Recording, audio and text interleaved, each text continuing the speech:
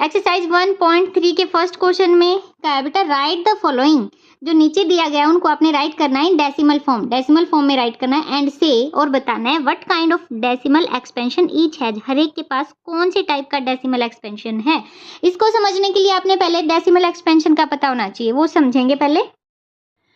Decimal expansion में हमारे पास 2 term होती हैं बेटा, या तो टर्मिनेट या नॉन टर्मिनेट।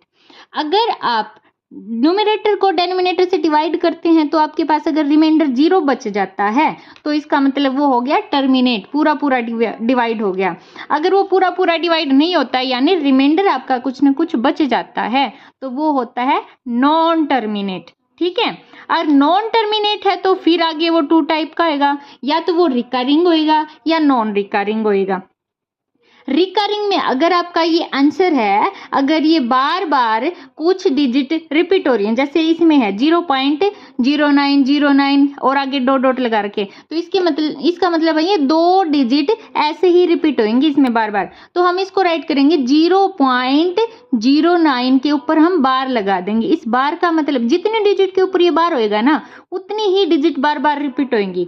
और नॉन रिकरिंग में आपके पास ये रिपीट नहीं होंगी, ये डॉट है ना, इसका मतलब ये आंसर आगे भी कुछ ना कुछ आएगा, रिमाइंडर बचता जा रहा है और यहाँ पे कोई डिजिट रिपीट नहीं हो रही है ना, तो ये होएगा आपका non recurring. Okay, first part में बेटा आपका 36/100 है। नीचे अगर ऐसे कितनी भी जीरो वाला आपका नंबर है तो वो टर्मिनेट होता है, और जितनी जीरो होती हैं पॉइंट के बाद आपकी उतनी ही डिजिट होती हैं। यहाँ पे आपके पास 2 जीरो हैं तो पॉइंट के बाद 36 2 डिजिट आ गई आपके पास। लेकिन अगर नीचे आपके पास 3 जीरो होती, कोई भी आपका चेंज होके आ सकता है, तो पॉइंट के बाद आपके पास 3 डिजिट होनी चाहिए, लेकिन यहाँ पे तो 2 डिजिट है, इसलिए यहाँ पे आपने 1 जीरो और लगा देनी है।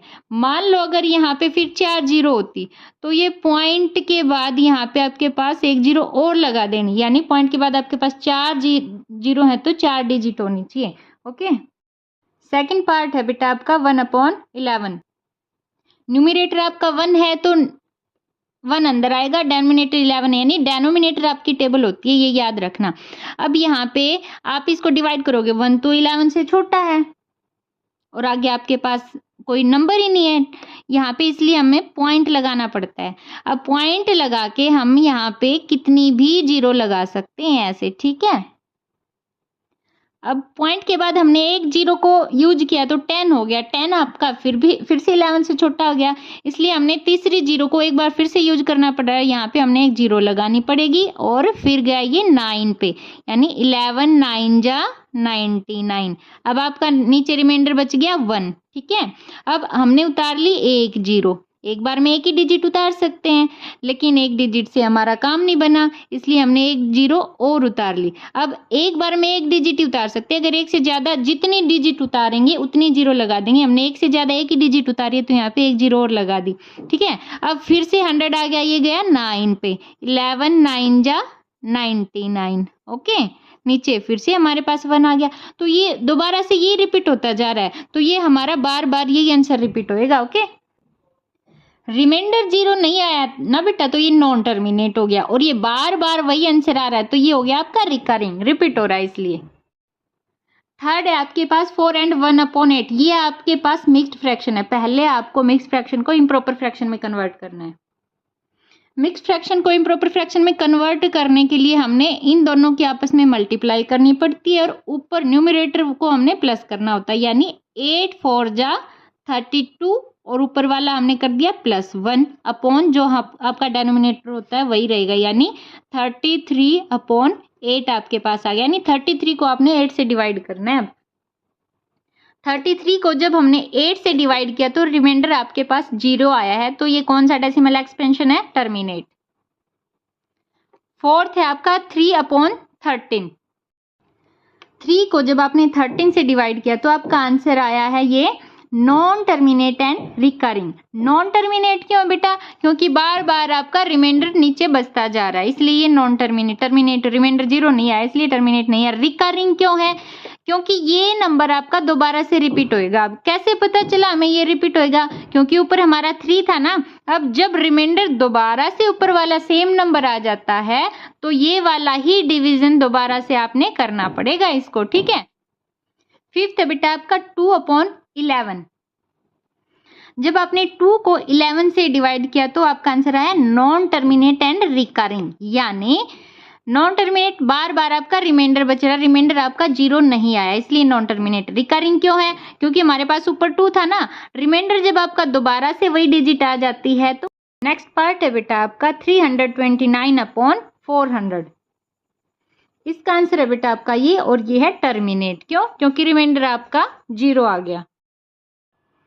सेकेंड क्वेश्चन है बेटा, you know that 1/7 equal to this. आप जानते कि 1/7 का डेसिमल एक्सपेंशन ये है। कैन यू प्रिडिक्ट, क्या बता सकते हैं what the decimal expansion? Decimal expansion क्या होएगा ऑफ 2/7, 3/7, 4/7, 5/7 एंड 6/7? इन पांचों का डेसिमल एक्सपेंशन क्या होएगा without actually doing the long division? बिना लॉन्ग डिवीजन के किए क्या आप इनका डेसिमल एक्सपेंशन बता सकते हैं? इफ सो हाउ, अगर बता सकते हैं तो कैसे? हमारे पास 1/7 का डेसिमल एक्सपेंशन गिवन है बेटा, और 2/7 का फाइंड करना है। अगर हम 2/7 को 2 × 1/7 राइट कर देंगे तो बात तो वही है ना, 2 1 जा 2 यानी 2/7 ही आएगा। अब 1/7 की जगह हम इसका डेसिमल एक्सपेंशन राइट कर देंगे, यानी 1/7 के डेसिमल एक्सपेंशन को हम 2 से मल्टीप्लाई कर देंगे तो जो हमारा आंसर आएगा वो हमारा 2/7 का डेसिमल एक्सपेंशन आ जाएगा। ओके, ऐसे ही हमने बाकी में भी करना है। 3/7 वाले में 1/7 के डेसिमल एक्सपेंशन को हम 3 से मल्टीप्लाई कर देंगे तो हमारा आंसर ये आ जाएगा। ऐसे ही 1/7 के डेसिमल एक्सपेंशन को हम 4 से मल्टीप्लाई करेंगे तो आंसर हमारा ये आ जाएगा। और ऐसे ही जब हम 1/7 के डेसिमल एक्सपेंशन को 5 से मल्टीप्लाई करेंगे तो हमारा आंसर ये आ जाएगा, और 6 से करेंगे तो आंसर ये आ जाएगा। ये थर्ड क्वेश्चन है बेटा, एक्सप्रेस द फॉलोइंग। जो नीचे गिवन है उनको आपने एक्सप्रेस करना है इन the form of P/Q। P/Q की फॉर्म में एक्सप्रेस करना है, where P and Q are integers, जहां P एंड Q इंटीजर्स हैं and Q is not equal to 0 और Q 0 नहीं है। हमारे पास नीचे कुछ डेसिमल एक्सपेंशन गिवन है बेटा, और इन डेसिमल फॉर्म को आपने P/Q की फॉर्म में कन्वर्ट करना है।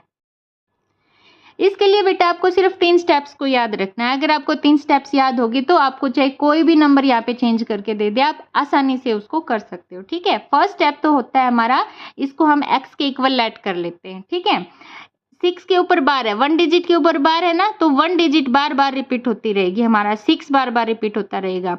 तो फर्स्ट स्टेप तो ये है, हमारा x के इक्वल लेट कर लिया हमने, x इक्वल टू 0.666 ऑन, ये हमारी बन गई फर्स्ट इक्वेशन। फर्स्ट स्टेप हो गया।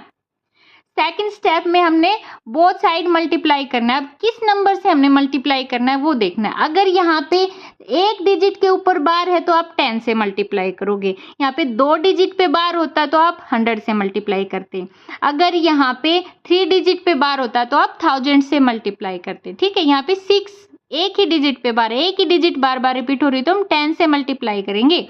दोनों साइड 10 से मल्टीप्लाई जब हमने किया तो हमारा यहाँ आ गया 10x, और जब हम इसको 10 से मल्टीप्लाई करेंगे तो हमारा 1 पॉइंट आगे बढ़ जाता है, यानी 6.6666 ये आ जाएगा। ये हमारी होगी सेकंड इक्वेशन। फर्स्ट इक्वेशन हमने इसको बना लिया और सेकंड इक्वेशन होती है हमारी ये। और थर्ड स्टेप अब आपके पास है सब्ट्रैक्ट करना, यानी सेकंड इक्वेशन जो बनाई है उसमें से हमने फर्स्ट इक्वेशन को माइनस कर देना है। हमने इसको इसमें से सब्ट्रैक्ट किया तो हमारे पास आ गया 9x इक्वल टू 6। अब इसके आगे आप कितना भी माइनस करते जाओ, 0 0 0 0 पॉइंट के बाद कितनी 0 हो, हमारे पास वो 6 ही रहेगा। ठीक है, 6 के आगे जितनी भी है, तो हमारे पास आ गया 9x इक्वल टू 6। x के आगे जब 9 है तो हम इक्वल टू से दूसरी साइड जाएंगे, लेके जाएंगे, तो मल्टीप्लाई है तो डिवाइड में चला जाएगा, तो x की वैल्यू आ गई हमारी 6/9। अब इसको हमने 3 से डिवाइड कर दिया, 3 2 जा 6, 3 3 जा 9, 2/3 आ गई, यानी 0.6 बार की P/Q फॉर्म हमारी 2/3 होगी। ठीक है, यानी 2 को जब हम 3 से डिवाइड करेंगे तो हमारे पास 0.6666 ये ही वैल्यू आ जाएगी। ठीक है बेटा, अब सेकंड पार्ट है आपका 0.47, और बार का है सिर्फ 7 के ऊपर, ना कि 4 के ऊपर, सिर्फ 1 डिजिट पे बार है। ऐसे ही बेटा हम x के इक्वल लेट कर लेते हैं पहले, और फिर इसको जो रिपीट हो रहा है हमारा बार बार, हमारा 7 रिपीट हो रहा है ना कि 4, हमने 7 को ही यहाँ पे राइट किया। तो ये हमारा फर्स्ट स्टेप, हमारी इक्वेशन फर्स्ट इक्वेशन बन गई। सेकंड स्टेप ने हमने 10 से मल्टीप्लाई किया क्योंकि हमारे 1 डिजिट पे बार था। 10 से मल्टीप्लाई करने के बाद ये 1 डिजिट 1 पॉइंट आगे आपका ये डेसिमल लग जाएगा, तो 4.777 ये आ जाएगा, ठीक है। और यहाँ पे 10x। और थर्ड स्टेप क्या था, हमने सेकंड इक्वेशन में से फर्स्ट इक्वेशन को माइनस करना है। सेकंड इक्वेशन हमारी ये है और फर्स्ट इक्वेशन हमारी ये है। जब हमने माइनस किया तो यहाँ पे आ गया 9x इक्वल टू 4.3। अब आगे तो जीरो ही आएगा बेटा, पॉइंट के बाद जितनी जीरो होती है हमने उनको राइट करने की कोई नीड नहीं होती, ठीक है। अब यहाँ पे हमारे पास आ गया 9x इक्वल टू 4.3। अब x इक्वल टू 4.3 को हम 43/10 भी राइट कर सकते हैं, है ना। अब इसके आगे जो 9 मल्टीप्लाई में दूसरी साइड जाके डिवाइड में हो गया, तो हमने इस 10 से इसको मल्टीप्लाई किया तो हमारे पास x की वैल्यू क्या आ गई, 43/90, ठीक है। अब थर्ड पार्ट है बेटा आपके पास 0.001 और बार कितने पे, 3 डिजिट पे, यानी 3 डिजिट रिपीट हो रही है। इसको भी सोल्व करने के लिए हमने वही फॉर्मूला लगाना है। इसमें देखो 0.001 3 डिजिट पे बार है ना, तो हम इसको x के इक्वल ऐड कर लेते हैं, ठीक है। अब x के इक्वल ऐड कर लिया तो बार हटा के हमने इसको राइट कर दिया। ये हमारी फर्स्ट इक्वेशन बन गई, ठीक है। जितनी डिजिट पे बार है उतनी रिपीट की ना, 0.001 यही रिपीट करेंगे, ठीक है। फिर हमने बोथ साइड मल्टीप्लाई करना होता है, कितने नंबर से, यानी 10 से करेंगे, 100 से करेंगे, 1000। 3 डिजिट पे अगर बार है तो 1000 से ही करेंगे, उसमें 1 डिजिट पे बार था तो हमने 10 से किया, ठीक है। अब 1000 से बोथ साइड मल्टीप्लाई करने के बाद हमारे पास यहाँ पे तो आ गया 1000x और यहाँ पे आ गया 1 + 001। ये कैसे आया, जब आप किसी नंबर को 10 से मल्टीप्लाई करते हो तो एक पॉइंट हमारा एक डिजिट आगे बढ़ जाता है, यानी ये हो जाएगा हमारा 0.01 हो जाएगा। अगर आप इसको 100 से मल्टीप्लाई करोगे इसी नंबर को तो हमारा ये पॉइंट 2 डिजिट आगे बढ़ जाएगा, यहाँ से 1 और 2 0 है ना, तो यहाँ पे हमारा हो जाएगा फिर ये 0.1, ठीक है। अगर हम इसी नंबर को जब 1000 से मल्टीप्लाई करते हैं तो हमारे पास जो ये डेसिमल है ये 3 डिजिट आगे बढ़ जाएगा, 1 2 3, ठीक है। यानी हमारे पास 1 पॉइंट आगे अगर जो कुछ है वो आ जाएगा, यानी ये ही नंबर हमारा रिपीट हो रहा है तो हमारे पास आ जाएगा ये, ठीक है। तो ये हमारी सेकंड इक्वेशन भी बन गई। थर्ड स्टेप में हमने सेकंड इक्वेशन में से फर्स्ट इक्वेशन को माइनस करना होता है, ये हमने माइनस किया तो यहाँ पे आ गया 999x और यहाँ पे आ गया हमारा 1, क्योंकि आगे तो जीरो ही आएंगी। तो x equal to 1/999। Fourth question है बेटा आपका, express this in the form of p/q, यानी आपने इस नंबर को एक्सप्रेस करना है p/q की फॉर्म में। हमारा सेम ऊपर वाले सम के जैसे ये वही फॉर्मूला इसमें लगेगा। Are you surprise by your answer, क्या आप आपके आंसर से सरप्राइज होगे? तो इसका जो आंसर आएगा उसके लिए पूछा है बेटा, करने के बाद पता चलेगा। With your teacher and classmates discuss why the answer make sense, तो आपने अपने क्लासमेट टीचर से डिस्कस करना है कि क्या जो आंसर आएगा उसका कोई सेंस होएगा। तो इसमें कुछ तो अलग होएगा इसके आंसर में, वो करके देखेंगे। अब इसको करने का फॉर्मूला हमारा सेम थर्ड क्वेश्चन के जैसे बेटा, ठीक है। यहाँ पे देखो 0.9999 यानी 9 रिपीट हो रहा है, यानी 0.9 के ऊपर बार है, इसको आपने p/q की फॉर्म में कन्वर्ट करना है। बात तो वही आ गई। अब हमने लेट कर लिया इसको x के इक्वल, ये हमारी फर्स्ट इक्वेशन होगी। सेकंड स्टेप में हमने मल्टीप्लाई बोथ साइड 10 से किया बेटा। 10 से क्यों किया, क्योंकि 1 डिजिट रिपीट हो रही है, ठीक है। थर्ड स्टेप में हमने क्या किया, सेकंड स्टेप में से फर्स्ट स्टेप को माइनस करना था, तो हमारे पास माइनस करने के बाद आंसर आ गया 9x इक्वल टू 9, यानी पॉइंट के बाद ये सारी की सारी जीरो ही आएंगी। अब 9 यहाँ पे, 9 यहाँ पे मल्टीप्लाई वाला लाइन दूसरी साइड जाके डिवाइड में गया तो ये कट के हमारा आ गया 1, यानी x की वैल्यू 1 होगी, ठीक है। ये कह रहा है जब 0.999 को जब आप p/q की फॉर्म में राइट करोगे तो 1 आएगा, और 1 p/q की फॉर्म में कैसे, इसके नीचे कुछ नहीं है तो एक 1 तो है बेटा, p/q फॉर्म होगी इसकी 1/1। इसने कहा था बेटा कि क्या आप आपके आंसर से सरप्राइज हुए हो। हम अपने आंसर से सरप्राइज हुए क्योंकि 1 को जब आप 1 से डिवाइड करते हैं तो आंसर आपका 1 ही आता है, लेकिन इसने इसका डेसिमल एक्सपेंशन दे दिया 1 को 1 से डिवाइड करने के बाद 0.9999। तो एक ही सम के ये दो आंसर कैसे हो सकते हैं, इसलिए इसने कहा कि क्या आप अपने आंसर से सरप्राइज हुए हो, इसलिए बोला बेटा। ओके, 5th क्वेश्चन है बेटा, what can the maximum number of digit be in repeating block. Repeating block में मैक्सिमम नंबर की कितनी डिजिट हो सकते हैं, कितने नंबर रिपीट हो सकते हैं of digit in the decimal expansion of 1/17, यानी 1/17 का जब आप डेसिमल एक्सपेंशन करोगे तो कितने आपके नंबर रिपीट होंगे।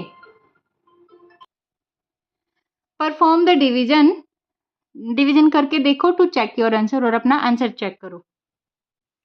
जब 1/17 को हमने डिवाइड किया तो हमारा बहुत ही लंबा हमारा डिवीजन हुआ है बेटा, देखो ठीक है, इतना लंबा डिवीजन हुआ है।